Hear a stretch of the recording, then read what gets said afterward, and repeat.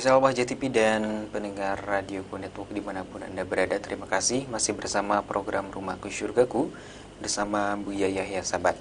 Baik, dan kami himbau bagi sahabat dan tentunya kami mengundang, silakan bagi sahabat yang bertanya seputaran tema kita di kesempatan pagi hari ini, yaitu memahami kekurangan pasangan dan senantiasa koreksi diri. Nah, sahabat bisa bergabung di line SMS dan WhatsApp-nya ke 081 321461079, atau sahabat juga bisa bergabung di Facebook Buya Yahya di www.facebook.com/buyayahya.albahjah. Baik, kita masih membuka sesi tanya jawab. Kali ini kita akan menyapa sahabat yang sudah bergabung di via Facebook Buya. Ada sahabat Arman di Jakarta Timur. Assalamualaikum warahmatullahi wabarakatuh, Bu ya. Waalaikumsalam warahmatullahi wabarakatuh. Saya sudah menikah dan punya 1 orang anak. Saya bekerja sebagai MC lepas. Nah, ketika belum menikah, saya tidak punya masalah dengan penghasilan yang tidak tetap ini. Nah, tetapi sejak menikah, saya mulai pusing, Bu ya, untuk menyusun keuangan. Kadang cukup dan lebih, akan tetapi sering defisit, Bu ya. Akibatnya uang yang ada di tabungan terus tergerus. Yang ingin saya tanyakan adalah bagaimana caranya mengatur pemasukan yang tidak tetap, nah biar kebutuhan setiap bulan bisa terpenuhi. Dan istri saya seorang guru yang memberikan les di rumah. Nah, kalau murid les sedang banyak, kadang saya sedikit terbantu. Apa yang harus saya lakukan agar penghasilan kami berdua yang tidak tetap ini bisa mencukupi semua kebutuhan rutin bulanan, ya, sehingga kami bisa mengelola keuangan keluarga kami dengan baik. Kemudian sudah 11 bulan, lanjutan Ibu ya, sudah 11 bulan saya kehilangan pekerjaan dan nafkah yang saya berikan minim sekali. Keluarga istri meminta saya untuk pisah. Akhir-akhir ini istri juga sudah tidak tahan. Istri saya bekerja, sebenarnya kami masih saling menyayangi, Bu ya. Nah, Bu ya, bagaimana saya menyikapi masalah ini? Apa saya ikuti maunya istri dan keluarga? Saat ini istri saya lagi didekati pria lain yang lebih mapan, katanya, dan kaya. Salahkah saya kalau bersikap atau memukul pria tersebut? Baik, bismillahirrahmanirrahim. Yang pertama adalah penghasilan besar dan kecil itu kan namanya pemasukan. Cukup tidaknya itu ada hubungannya sangat erat dengan bagaimana cara pengeluaran kita. Jika cara pengeluarannya adalah benar, maka disesuaikan dengan pemasukannya. Kadang permasalahan di rumah kita sendiri yang membuat sebagai seorang suami. Mengajari anak dan istri kita dengan gaya hidup yang mewah. Dengan berbangga dengan barang-barang mewah, lihat. Sehingga di saat giliran berubah ekonomi kita, maka istri kita dan anak kita tidak kuat. Karena kita sendiri yang melatih dengan cara semacam itu. Di sisi lain memang kita hendaknya memanjakan seorang suami, istri, seorang anak. Maksudnya memberi sewajarnya, selayaknya. Jangan terlalu pelit sekali. Jika ada, beri. Akan tapi bukan berarti harus berfoya-foya. Bahkan kita menemukan orang yang sebetulnya kalau dilihat penghasilannya sudah sangat cukup dibanding orang kampung. Yang hanya penghasilan sebulan 500.000. Ternyata dia pun bisa menata hidupnya dan enak-enak saja. Bahkan suatu ketika ada orang datang, gajinya adalah 2 juta. Ternyata dia punya utang terus, minus terus. Saya bilang, gimana cara makanmu? Wong ada orang yang gajinya 500.000 saya cukup. Ternyata dia tidak bisa mengatur tentang keuangan untuk uang saku anaknya. Setiap anak dikasih 15-20 ribu. Suruh ngitung saja. 15.000 sehari. Yang kecil 10.000, 15.000. Jadi sehari itu adalah untuk uang sakunya sampai 40.000, 30.000. 30.000 uang saku. Coba. Uang sakunya saja 30.000.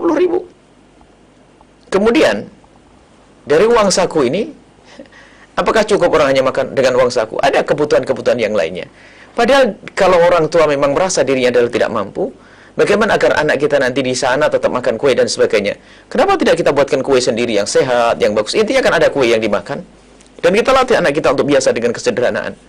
Maka banyak sekali seorang suami karena pengen dianggap wah, mewah. Apalagi dulu sebelum menikah kan pengen pamer kekayaan, seolah punya ini, punya itu. Makanya menikahnya pun adalah menikah menipu. Ini banyak, ada suami semacam itu. Soalnya punya ini. Jadi ngelamar pun pakai mobil pinjaman, kemudian ini. Ini termasuk awal kesalahan, yaitu telah mendidik pasangan adalah untuk kagum dengan sifatnya duniawi. Akan tapi kalau dari awal sudah diajari bagaimana hidup sederhana, nerima apa adanya, kita ini adalah merintis, sampai nanti berhasil, ayo merintis, sabar, mengerti. Akan tapi kadang suami pengen tampak hebat.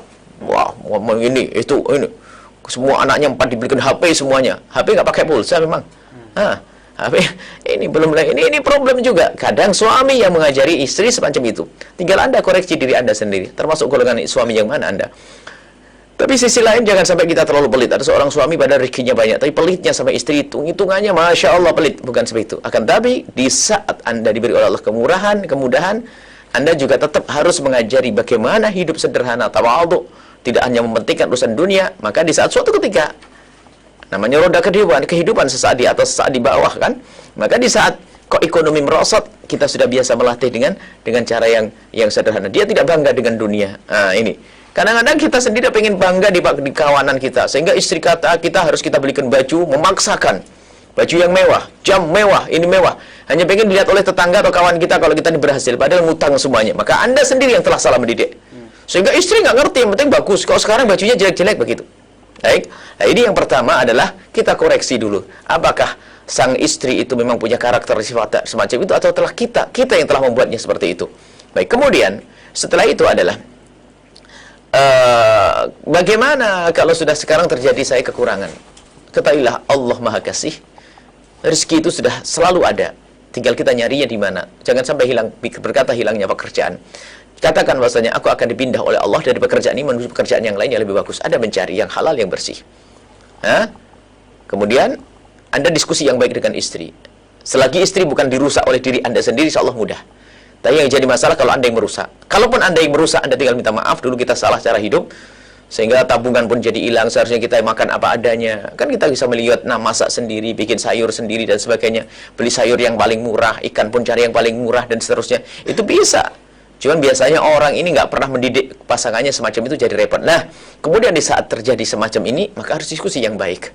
Ucapkan kalimat maaf sebanyak-banyaknya. Ingatkan atau bawa kepada orang yang bisa menasihati istri Anda. Kemudian tuntutan cerai itu sendiri sangat jelek bagi seorang wanita. Ibarat kalau istilah sekarang, ada uang abang saya, nggak ada uang abangku tendang. Ini kan kurang ajar. Dulu mau di saat ada penghasilan, sekarang giliran tidak ada, lalu istri minta cerai, apalagi lah naudzubillah, hina dan busuk, rendah, pengkhianat. Ternyata seorang istri sudah melirik kepada seorang laki-laki lain. Itu adalah wanita busuk, wanita hina. Akan tapi ketahuilah, dia menjadi busuk dan hina bisa saja sebabnya karena seorang suami tadi.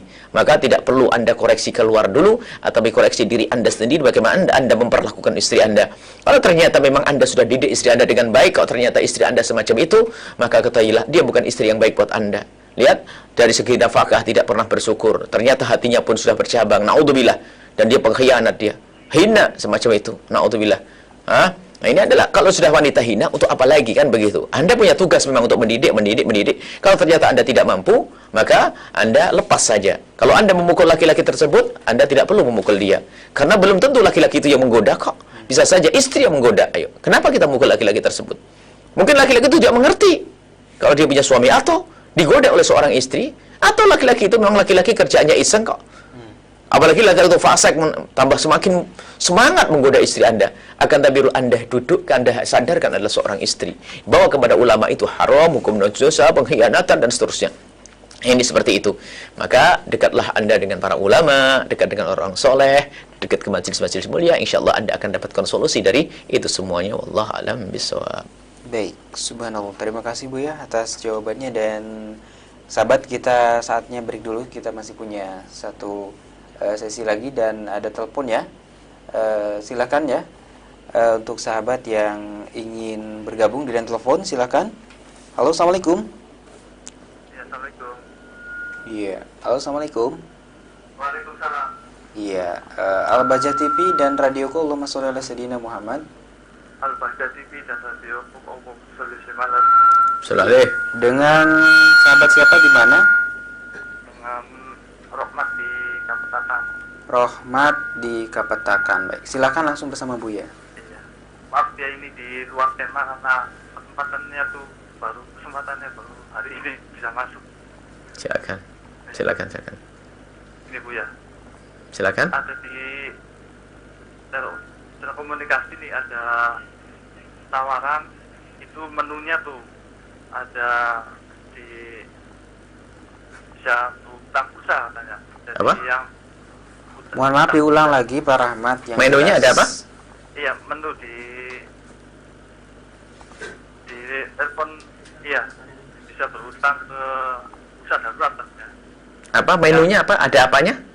Iya, ada hutang pulsa. Apa? Oh, mungkin Hutang pemberitahuan di SMS ya ada hutang pulsa. Utang pulsa. Ya, iya, hutang pulsa di SMS. seluler nih. Jadi menunya tuh tawarannya ini Bu ya. Jadi hutang 2.000, nanti kalau isi pulang pulsa terpotong 2.800. Kalau hutangnya 12.000, nanti terpotongnya tuh kalau isi pulang pulsa 18.000. Itu termasuk riba nggak Bu ya? Kalau terpotong. Iya. Sebentar.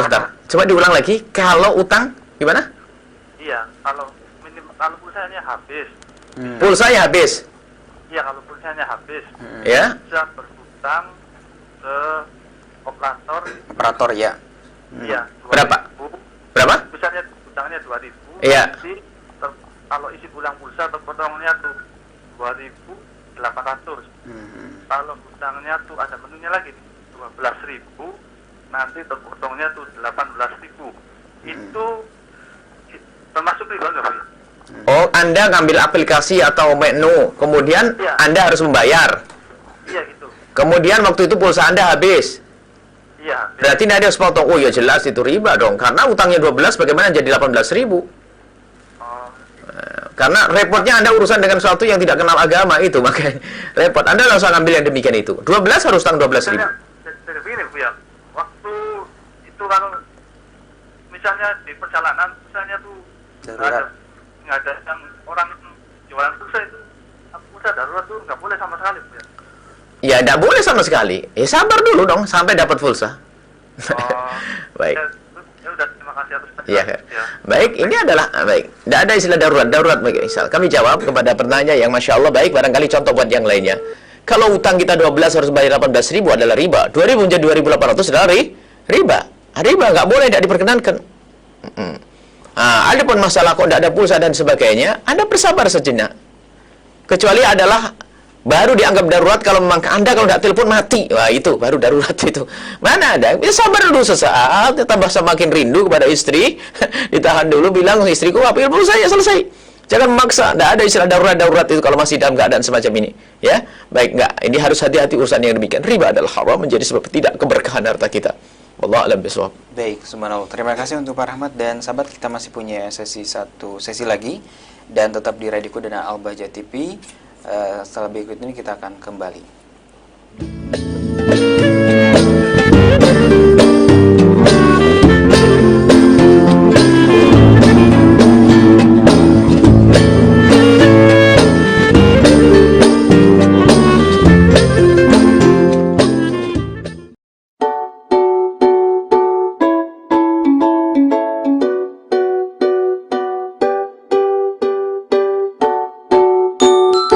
Anda punya barang bekas, TV bekas, mesin cuci bekas, kipas angin bekas, kulkas bekas, motor bekas, mobil bekas, buku bekas, baju bekas, puing bangunan, atau barang yang lainnya, salurkan kepada kami di IBAB Al-Bahjah, infak barang bekas Al-Bahjah.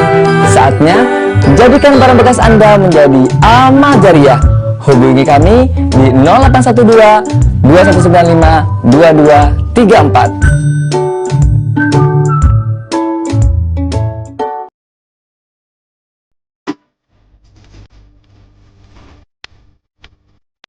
Alhamdulillahirrabbilalamin. Kabar gembira bagi kaum muslimin wal muslimat, telah launching aplikasi Android Media Buya Yahya yang dikelola langsung oleh Lembaga Pengembangan Dakwah Al-Bahjah. Dengan aplikasi ini, Anda bisa mengaji di mana saja Anda berada. Fitur yang terdapat pada aplikasi ini adalah 1. Streaming video langsung pengajian Buya Yahya secara live maupun record. Yang kedua, streaming radioku dan bisa langsung merekod atau men-save di dalam HP Anda.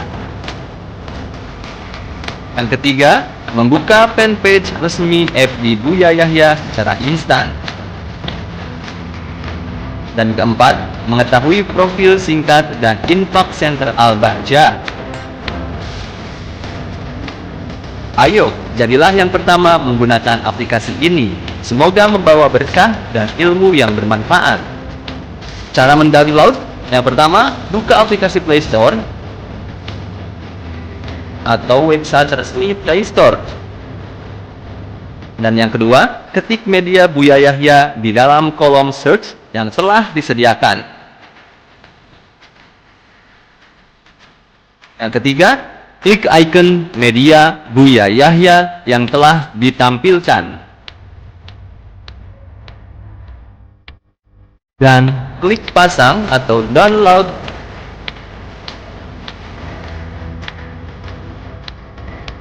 Lalu tunggu proses download sampai dengan selesai.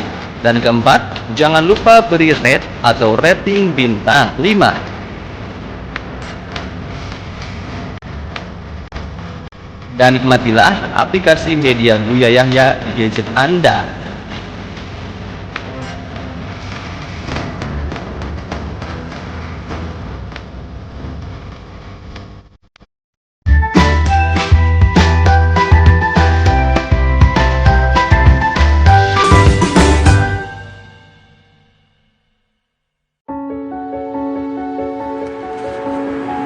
Semua dari kita yang merasa umat Rasulullah Shallallahu Alaihi Wasallam harus bisa mengambil bagian dari tugas dakwah. Kami mengajak kepada semuanya untuk bisa bergabung di dalam program pencarian kemuliaan sesungguhnya, yaitu mulia di hadapan Allah Subhanahu Wa Taala. Apakah Anda mempunyai keahlian? Atau mungkin ada hamba-hamba Allah yang mempunyai kelebihan harta? Mari kita bergabung bersama menjadi juru dakwahnya Rasulullah Shallallahu Alaihi Wasallam. Yang paling dekat di antara kita di hadapan Rasulullah Shallallahu Alaihi Wasallam adalah siapapun yang berjuang di sini, baik yang berjuang dengan hartanya, atau pikirannya, atau tenaganya, atau dengan ilmunya yang tulus dari mereka. Anda dapat menyalurkan infak melalui Infak Center Al-Bahjah di Bank Syariah Mandiri dengan kode bank 451, nomor rekening 7/2004/2009-2 atas nama Yayasan Al-Bahjah.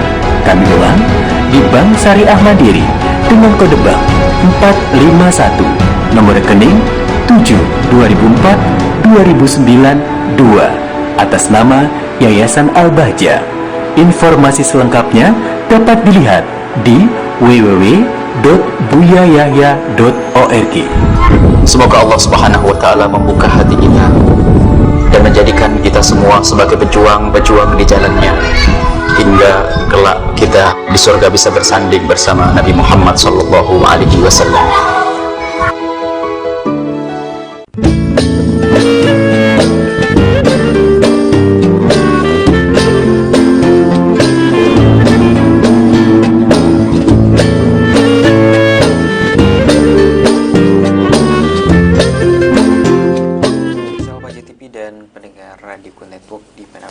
Sahabat, saatnya kita sudah masuk di sesi terakhir. Namun sebelum kita pamit, ada satu pertanyaan yang kita bacakan. Ada sahabat Husnul di Purwakarta, Bu ya. Assalamualaikum warahmatullahi wabarakatuh. Waalaikumsalam warahmatullahi wabarakatuh. Saya mau bertanya, istri saya dapat tugas dari bosnya untuk keluar kota bersama dengan rekannya ke daerah Purwakarta, Bu ya. Nah, sedangkan kantornya ada di Jakarta. Nah, apakah istri saya harus izin dulu ke saya jika ingin ke sana? Mohon pencerahannya, Bu ya. Iya. Seorang istri kalau keluar dalam wilayah dekat sekalipun, hendaknya harus mendapatkan izin dari sang suami. Kecuali memang sudah menjadi kebiasaan dan secara tidak langsung sudah suami izinkan. Misalnya kalau pergi ke, misalnya yang berdekatan mau ngajar, misalnya pergi ke kantor atau sekolahnya, kalau sudah suami mengetahui berarti ya diizinkan, karena pasti ke situ. Tapi kalau yang baru Harus izin, karena apa? Suami hanya mengizinkan untuk kerja di tempat tersebut, tapi untuk ke tempat lain harus izin baru lagi dengan sang suami. Harus izin. Dan tujuannya izin itu bukan mengekang loh ya. Harus tahu seorang istri, kenapa kok repot banget seorang istri keluar kayak narapidanya saya keluar ya. Oh enggak, itu istri yang nggak ngerti kemuliaan Islam. Izin itu penting, maknanya dengan izin itu agar suami tahu kemana Anda pergi dan berapa waktu Anda akan pergi, kemudian dengan siapa Anda pergi, agar suami waspada di situ. Jadi kalau seandainya kelewat dari waktu kok belum datang, suami ngerti di mana mencari Anda, bisa menolong Anda. Jadi ini kemuliaan seorang wanita, harus paham mana ini. Jangan merasa dikekang. Maka ingat, kalau Anda mendengar perempuan yang meremehkan syariat Islam di saat bicara tentang izinnya seorang perempuan, seorang istri kepada suaminya, itu adalah penghinaan kepada Islam, kepada wanita, maka ketahuilah itu wanita rendah. Bukan izin untuk mengekang, tidak, agar tahu. Kemudian barangkali misalnya seorang istri, bang, saya mau izin mau pergi ke pasar, mau apa, mau beli sayur, lihat. Banyak setengah karung, bah. Berat atau tidak? Berat. Coba, kalau izin sama suami, bisa saja suami ngomong, Neng, biar saya saja yang beli, kan enak. Atau ke rumah kawan-kawanmu siapa? Aman enggak? Jangan-jangan di sana terjadi perampokan, kamu ke sana atau apa? Suami ya tahu. Jadi paling enggak kemana perginya seorang istri itu hendaknya diketahui, agar kalau ingin menolong atau ada apa-apa mudah untuk menjangkau.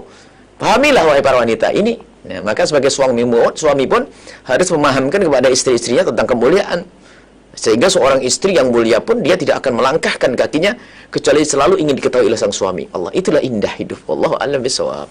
Baik, subhanallah.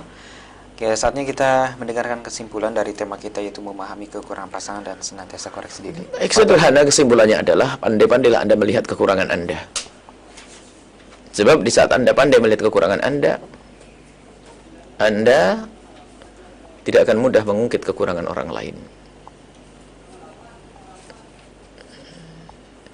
Begitu sebaliknya, dengan pasangan Anda, pandailah Anda melihat kelebihannya. Maka di saat Anda bisa melihat kelebihan pasangan Anda, secara otomatis akan tertutup segala kekurangannya. Disinilah keberangkatan Anda untuk menggapai kebahagiaan, sehingga hidup tanpa saling menuntut. Tapi yang ada adalah bagaimana kita saling membahagiakan pasangan kita. Wallahu a'lam bishawab. Baik, subhanallah sahabat. Terima kasih atas kebersamaannya untuk sahabat-sahabat yang sudah bergabung, yang sudah bertanya, dan mohon maaf sekali untuk beberapa pertanyaan yang belum bisa kita bacakan di kesempatan pagi hari ini.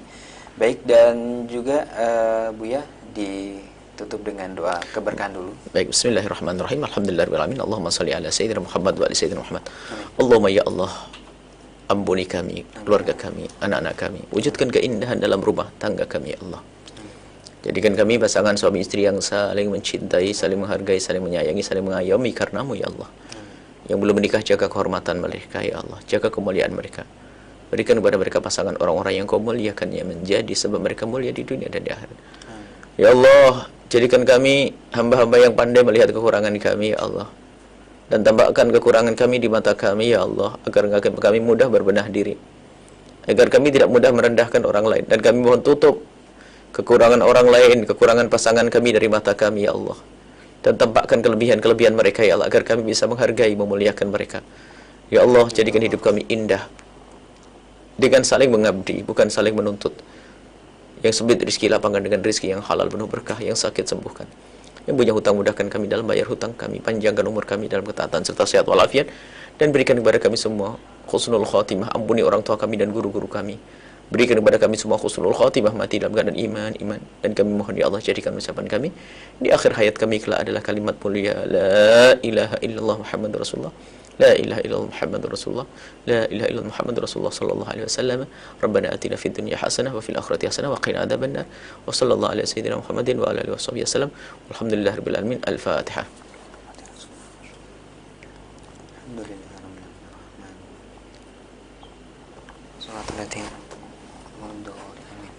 Alhamdulillah sahabat, sudah kita ikuti kajian kita di program Rumahku Syurgaku bersama Buya. Semoga apa yang sudah kita dengarkan bermanfaat dan tentunya bisa kita amalkan dalam kehidupan kita sehari-hari. Amin amin ya rabbal alamin. Baik, dan informasi untuk sahabatku, hadirilah dan syiarkanlah Maulid Akbar Malam Cinta Rasul, yaitu Sabtu malam Ahad sahabat, 2 Rabiul Akhir atau di tanggal 31 Desember 2016, yaitu pukul 20.30 waktu Indonesia Barat di alun-alun Kejaksaan Kota Cirebon. Dan informasi lagi untuk sahabatku, silahkan bisa menabunglah di BMT Al-Bajah Syariah.